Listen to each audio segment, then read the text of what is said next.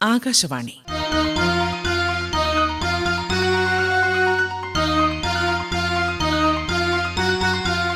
വിദ്യാഭ്യാസ രംഗം. വിജയവാണി SSLC പരീക്ഷാ സഹായി. സാമൂഹ്യശാസ്ത്രം പേപ്പർ 1 ആസ്പദമാക്കിയുള്ള മാതൃകാ ചോദ്യപേപ്പർ അവലോകനം. അവതരിപ്പിക്കുന്നത് വെള്ളനാട് ജി കാർത്തികേയൻ സ്മാരക government vocational and higher secondary school അധ്യാപിക VP മാർഗരറ്റ് ലിനി. പ്രിയപ്പെട്ട വിദ്യാർത്ഥികളെ, ഈ വർഷത്തെ SSLC പരീക്ഷയ്ക്ക് ഓരോ ചാപ്റ്ററിൻ്റെയും വെയിറ്റേജ് SCERT പ്രസിദ്ധീകരിച്ചിട്ടുണ്ട്. അതിൽ സോഷ്യൽ സയൻസ് പാർട്ട് ഫസ്റ്റുമായി ബന്ധപ്പെട്ടവ നമുക്ക് പരിചയപ്പെടാം. മാനവികത 6 സ്കോർ, സ്വാതന്ത്ര്യം സമത്വം സാഹോദര്യം 4 സ്കോർ, സാമൂഹിക വിശകലനം സമൂഹശാസ്ത്ര സങ്കല്പത്തിലൂടെ 2 സ്കോർ, സമ്പത്തും ലോകവും 5 സ്കോർ, പൊതുജനാഭിപ്രായം ജനാധിപത്യത്തിൽ 4 സ്കോർ, സ്വാതന്ത്ര്യത്തിനായുള്ള ബഹുജന മുന്നേറ്റം 6 സ്കോർ, സ്വതന്ത്ര ഇന്ത്യയുടെ വർത്തമാനം 4 സ്കോർ, ജനാധിപത്യം ഒരു ഇന്ത്യൻ അനുഭവം 6 സ്കോർ, ഇന്ത്യൻ സാമൂഹിക വ്യവസ്ഥയെ അറിയാം 3 സ്കോർ. ഇവിടെ നൽകിയിരിക്കുന്ന വെയിറ്റേജ് പ്രകാരം ഓരോ യൂണിറ്റിനും ആവശ്യമായ പരിഗണന നൽകി പാഠഭാഗങ്ങളിലൂടെ സമഗ്രമായി നാം കടന്നു പോകേണ്ടതുണ്ട്. ഇനി 2025-26 അക്കാദമിക വർഷം SSLC സാമൂഹ്യശാസ്ത്രം പരീക്ഷയിൽ ചോദ്യപേപ്പറിൽ ഉൾപ്പെടുത്തിയ സമഗ്രമായ മാറ്റങ്ങളും ക്വസ്റ്റ്യൻ പേപ്പറിൻ്റെ സ്ട്രക്ചറും നമുക്ക് പരിചയപ്പെടാം. ചില ചോദ്യങ്ങൾക്ക് ചോയ്സുകൾ നൽകിയിട്ടുണ്ടാവും. അവയിൽ നിന്നും ഏതെങ്കിലും ഒരു ചോദ്യത്തിന് മാത്രം ഉത്തരം എഴുതിയാൽ മതിയാകും. കൂടാതെ ഭൂപടത്തിൽ രേഖപ്പെടുത്തുന്നതിനുള്ള ചോദ്യങ്ങൾക്ക് നൽകിയിട്ടുള്ള ലോക ഭൂപടത്തിൻ്റെ രൂപരേഖയാണ് ഉപയോഗിക്കേണ്ടത്. ആകെ 80 സ്കോറിൻ്റെ ചോദ്യങ്ങളാണ് ഉണ്ടായിരിക്കുക. ഇതിൽ സോഷ്യൽ സയൻസ് പാർട്ട് ഫസ്റ്റിൽ നിന്ന് 40 സ്കോറിനും സോഷ്യൽ സയൻസ് പാർട്ട് സെക്കൻഡിൽ നിന്നും 40 സ്കോറിനുമുള്ള വിവിധ പാറ്റേണുകളിലുള്ള ചോദ്യങ്ങളാണ് ഉണ്ടാവുക. ചില ചോദ്യങ്ങൾക്ക് സബ് ക്വസ്റ്റ്യൻസ് ഉണ്ടായിരിക്കും. ഈ സബ് ക്വസ്റ്റ്യൻസ് ഓരോന്നിനും തുല്യ പരിഗണന നൽകിയാണ് ഉത്തരം എഴുതേണ്ടത്. 1, 2, 3, 4, 5 സ്കോറുകളിലുള്ള ചോദ്യങ്ങളാണ് ഉണ്ടായിരിക്കുക. ആകെ ചോദ്യങ്ങളുടെ പരമാവധി എണ്ണം 31 ആയിരിക്കും. ഇനി നമുക്ക് സാമൂഹ്യശാസ്ത്രം 1-ാം ഭാഗത്തിലെ ചില ചോദ്യമാതൃകകളും അവയുടെ ഉത്തരങ്ങളും പരിചയപ്പെടാം. 1 മുതൽ 8 വരെയുള്ള എല്ലാ ചോദ്യങ്ങൾക്കും ഉത്തരം എഴുതണം. തിരഞ്ഞെടുത്തെഴുതേണ്ട ഈ വിഭാഗത്തിലെ ചോദ്യങ്ങൾക്ക് ഓരോന്നിനും 1 സ്കോർ വീതമാണ്. ചോദ്യപേപ്പറിൻ്റെ 1-ാമത്തെ ഭാഗമായ ഈ വിഭാഗത്തിലാണ് ഈ വർഷം സമഗ്രമായ മാറ്റം വരുത്തിയിരിക്കുന്നത്. ഇനി നമുക്ക് ചോദ്യങ്ങളിലേക്ക് കടന്നാലോ? ഈ ക്വസ്റ്റ്യൻ ശ്രദ്ധിക്കൂ. ശരിയായ ജോഡിയെ കണ്ടെത്തുക. 1-ാമത്തെ കോളത്തിൽ BP മേനോൻ, കാർഷിക പരിഷ്കരണ കമ്മിറ്റി. ജസ്റ്റിസ് ഫസൽ അലി, പഞ്ചശീല തത്വങ്ങൾ. JC കുമരപ്പ, നാട്ടുരാജ്യങ്ങളുടെ സംയോജനം. ചൗവൻലാൽ, സംസ്ഥാന പുനഃസംഘടനാ കമ്മീഷൻ. ഇവിടെ 2 കോളങ്ങളിലായി സമാന ആശയങ്ങൾ ഉൾക്കൊള്ളുന്ന ചില വസ്തുതകൾ നൽകിയിട്ടുണ്ട്. അവയിൽ ശരിയായവ യോജിപ്പിച്ച് കണ്ടെത്തി നാം ഉത്തരമായി എഴുതേണ്ടതാണ്. ഈ ചോദ്യം വളരെ പരിചിതമായതും ഡയറക്റ്റായി ഉത്തരം എഴുതാൻ കഴിയുന്നതുമാണ്, അല്ലേ? എന്നാൽ ഇത്തരം ചോദ്യങ്ങളിൽ നൽകിയിട്ടുള്ള 4 വരികളും മാച്ച് ചെയ്ത് ഒരു പേപ്പറിൽ എഴുതിയ ശേഷം ശരിയായ ഉത്തരത്തിലേക്കുള്ള ഓപ്ഷൻ എടുത്തെഴുതാൻ നിങ്ങൾ ശ്രദ്ധിക്കണം. ഓപ്ഷൻസ് എഴുതുമ്പോൾ ഓപ്ഷൻ്റെ ആദ്യ ഭാഗമായ A, B, C, D എന്നിങ്ങനെ എഴുതിയിട്ടുള്ള ഭാഗം കൂടി ഉൾപ്പെടുത്താൻ മറക്കരുത്. അടുത്തതായി ചില പ്രസ്താവനകൾ നൽകിയ ശേഷം അതിൽ നിന്നും ശരിയായവയും തെറ്റായതുമായ പ്രസ്താവനകൾ തിരഞ്ഞെടുത്തെഴുതാനുള്ള തരത്തിലുള്ള ചോദ്യങ്ങൾ എക്സാമിന് ചോദിക്കാറുണ്ട്. അത്തരത്തിലുള്ള ഒരു ചോദ്യം നമുക്ക് പരിചയപ്പെടാം. നൽകിയിരിക്കുന്ന പ്രസ്താവനകളിൽ ശരിയും തെറ്റും ഏതെന്ന് കണ്ടെത്തുക. 1. ലാഹോർ കോൺഗ്രസിന് അധ്യക്ഷത വഹിച്ചത് സുഭാഷ് ചന്ദ്രബോസാണ്. 2.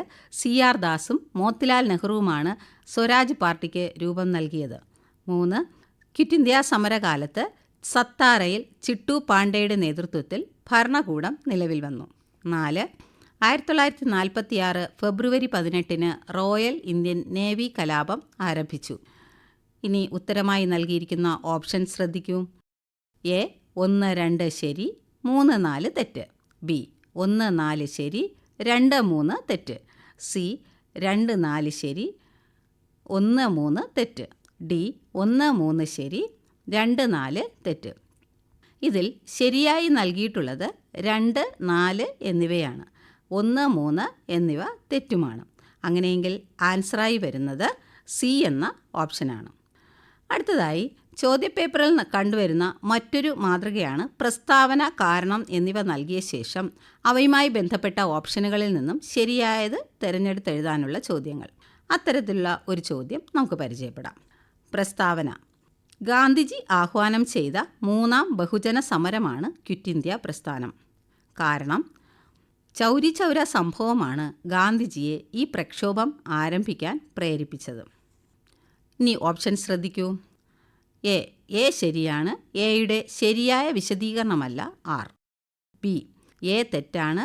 എയുടെ ശരിയായ വിശദീകരണമല്ല ആർ. സി, എ തെറ്റും ആർ ശരിയുമാണ്. ഡി, എയും ആറും തെറ്റാണ്. ഒന്നാമത്തെ ഓപ്ഷൻ നോക്കൂ. ഗാന്ധിജിയുടെ നേതൃത്വത്തിൽ നടന്ന അവസാനത്തെ ബഹുജന സമരമാണല്ലോ ക്വിറ്റ് ഇന്ത്യ സമരം. അപ്പോൾ പ്രസ്താവനയായി നൽകിയിരിക്കുന്ന ഭാഗം ശരിയാണ്. ഇനി കാരണമായി നൽകിയിരിക്കുന്ന രണ്ടാമത്തെ ഭാഗം നോക്കൂ. ചൗരി ചൗര സംഭവമാണ് ഗാന്ധിജി ഈ പ്രക്ഷോഭം ആരംഭിക്കാൻ പ്രേരിപ്പിച്ചത് എന്നാണ് കാരണമായി നൽകിയിട്ടുള്ളത്. ശരിയാണോ? അല്ല. ഒന്നാമത്തെ ബഹുജന സമരമായ നിസ്സഹകരണ സമരം അഥവാ നോൺ കോഓപ്പറേഷൻ മൂവ്മെൻറ്റുമായി ബന്ധപ്പെട്ടതാണ് ചൗരി ചൗര സംഭവം. അങ്ങനെയെങ്കിൽ ഇവിടെ നൽകിയിരിക്കുന്നതിൽ ശരിയായ ഓപ്ഷൻ ഏതാണെന്ന് നോക്കാം. ശരിയായ ഓപ്ഷനായി എ എന്നത് നമുക്ക് തിരഞ്ഞെടുക്കാം. അതായത് എ ശരിയാണ്. എയുടെ ശരിയായ വിശദീകരണമല്ല ആർ. ഇനി മറ്റൊരു മാതൃകയാണ് ചില പാഠഭാഗങ്ങളുമായി ബന്ധപ്പെട്ട് ഒരേ മേഖലയുമായി ബന്ധപ്പെട്ട ഗ്രൂപ്പ് ഏതാണെന്ന് കണ്ടെത്തിയ ശേഷം അവയുമായി ബന്ധപ്പെട്ട ശരിയായ ഓപ്ഷൻ തിരഞ്ഞെടുത്തെഴുതാനുള്ള ചോദ്യങ്ങൾ. അത്തരത്തിലുള്ള ഒരു ചോദ്യം നമുക്ക് പരിചയപ്പെടാം. നവോത്ഥാന കാലത്തെ ചില വ്യക്തികളും സൃഷ്ടികളും ഉൾക്കൊള്ളുന്ന ഗ്രൂപ്പുകളാണ് ചുവടെ നൽകിയിട്ടുള്ളത്. ഇവയിൽ നിന്നും ഒരേ മേഖലയുമായി ബന്ധപ്പെട്ട ഗ്രൂപ്പ് കണ്ടെത്തുക. A, Copernicus, Martin Luther, Isaac Newton. B, Leonardo da Vinci, Raphael, Petrarch. C, Utopia, Don Quixote, Divine Comedy. D, Mona Lisa, അന്ത്യവിധി, ഗത്ത മലാത്ത. ഒന്നാമത്തെ ഓപ്ഷനിൽ കോപ്പർനിക്കസ്, ഐസക് ന്യൂട്ടൺ എന്നിവർ ശാസ്ത്രമേഖലയുമായും മാർട്ടിൻ ലൂതർ മതനവീകരണവുമായി ബന്ധപ്പെട്ടതാണല്ലോ. എന്നാൽ രണ്ടാമത്തെ ഓപ്ഷനിൽ ലിയോണാർഡോ ഡാവിഞ്ചി, റാഫേൽ എന്നിവർ ചിത്രകാരരും പെട്രാർക്ക് എഴുത്തുകാരനുമാണ്. മൂന്നാമത്തെ ഓപ്ഷനിൽ ചില പുസ്തകങ്ങളുടെ പേരുകളാണ് നൽകിയിട്ടുള്ളത്. എന്നാൽ നാലാമത്തെ ഓപ്ഷനിൽ മൊണാലിസ, അന്ത്യവിധി എന്നിവ പെയിൻറ്റിങ്ങുകളും ഗത്ത മലാത്ത എന്നത് ശില്പവുമാണ്. അങ്ങനെയെങ്കിൽ ഉത്തരം ഏതായിരിക്കും?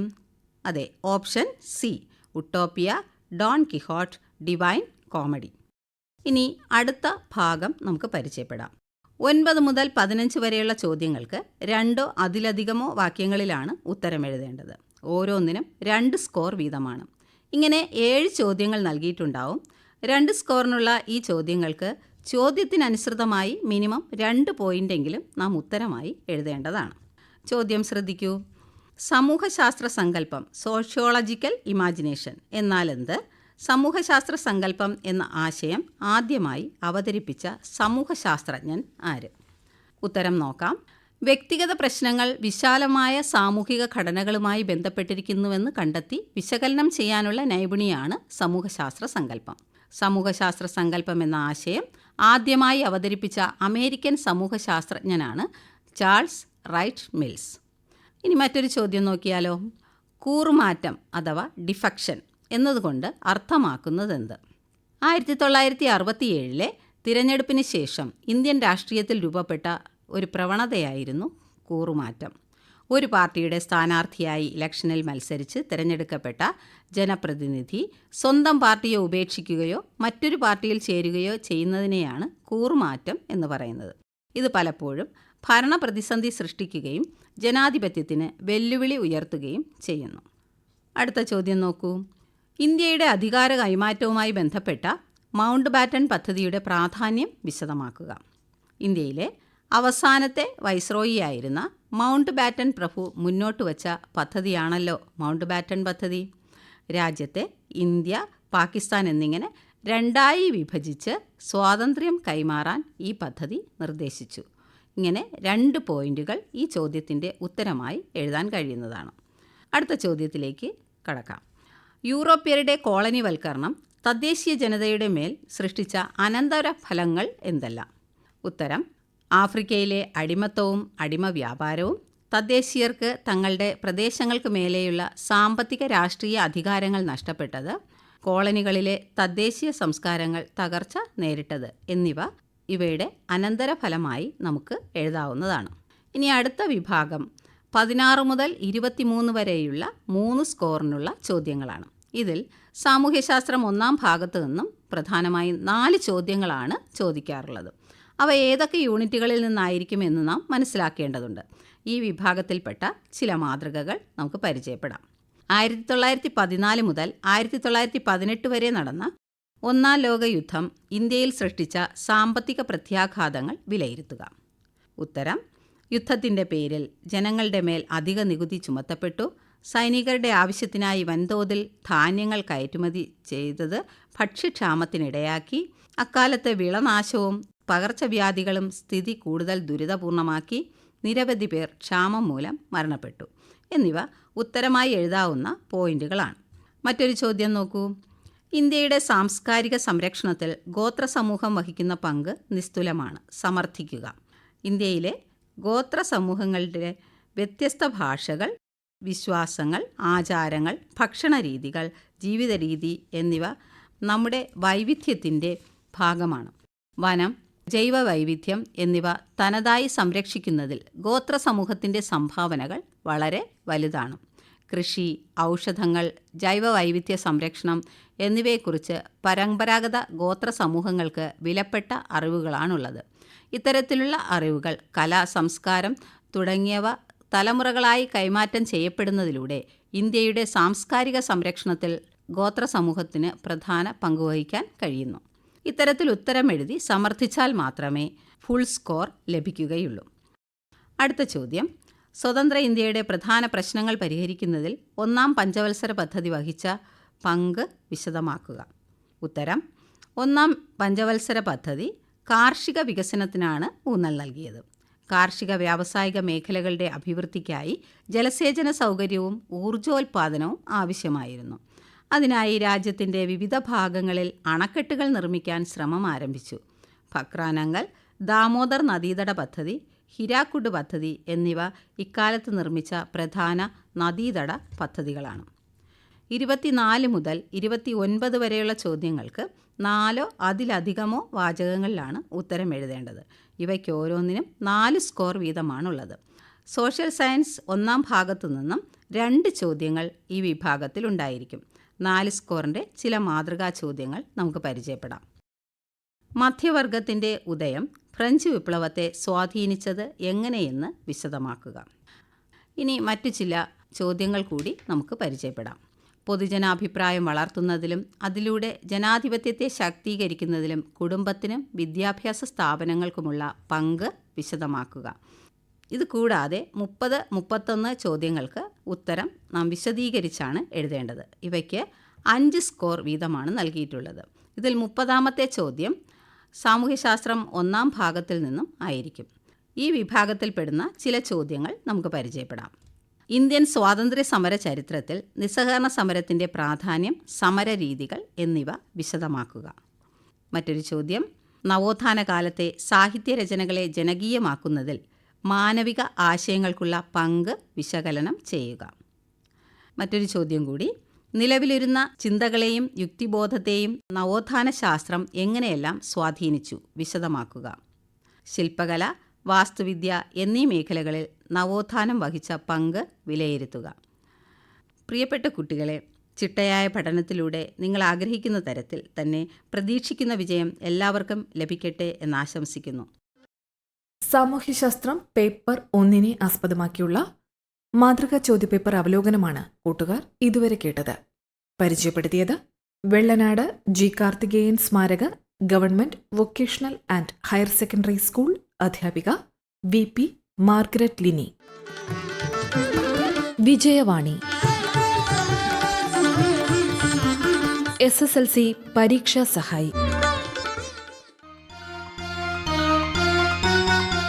വിദ്യാഭ്യാസ രംഗം സമാപിച്ചു.